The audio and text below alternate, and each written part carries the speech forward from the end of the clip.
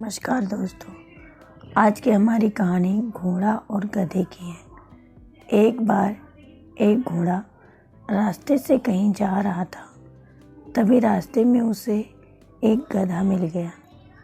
घोड़े को देखकर गधा घोड़े से कहता है कि कौवा सफ़ेद होता है। घोड़ा उस गधे को समझाते हुए कहता है कि नहीं, कौवा सफ़ेद नहीं बल्कि काला होता है। लेकिन गधा उसकी बात को झूठा साबित करने के लिए अपनी जिद पर अड़ जाता है। घोड़ा बार बार कहता है कि कौवा काला होता है, परंतु गधा उसकी बात को मानने को तैयार नहीं था। वह हर बार यही बोल रहा था कि कौवा सफ़ेद होता है। दोनों की बहस काफ़ी देर होने के बाद घोड़े ने कहा कि चलो, इसका फैसला अब जंगल के राजा शेर ही करेंगे। चलो हम दोनों एक काम करते हैं, जंगल के राजा शेर के पास चलते हैं। अब इस बात का फैसला राजा ही करेंगे कि कौवा सफ़ेद होता है या काला। दोनों मिलकर जंगल के राजा शेर के पास जाते हैं।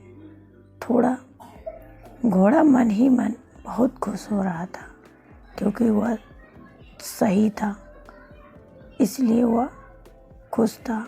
उसे खुद पर विश्वास था कि जीत मेरी ही होगी, क्योंकि उसे सच पता था कि कौवा काला ही होता है।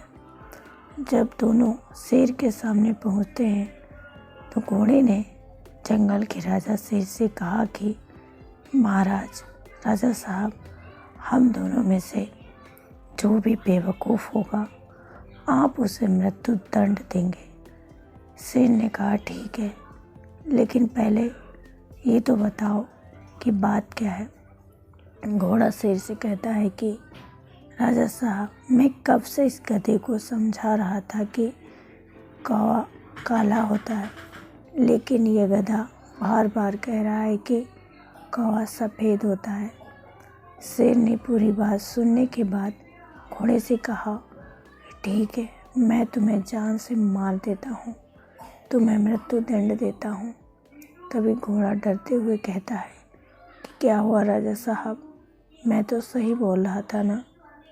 तभी शेर कहता है कि तुम बेवकूफ़ थे जो एक गधे से बहस कर रहे थे। जब तुम्हें पता है कि वह एक गधा है, फिर भी तुम उससे बहस कर रहे हो। तुम चाहते तो उसे हाँ बोलकर वहाँ से जा सकते थे। दोस्तों, इस कहानी से हमें ये सबक मिलता है कि हम अपने सफ़र में जब भी निकलते हैं तो रास्ते में हमें बहुत से गधे जैसे बेवकूफ़ लोग मिलते हैं, जिनसे हमें कभी बहस नहीं करनी चाहिए।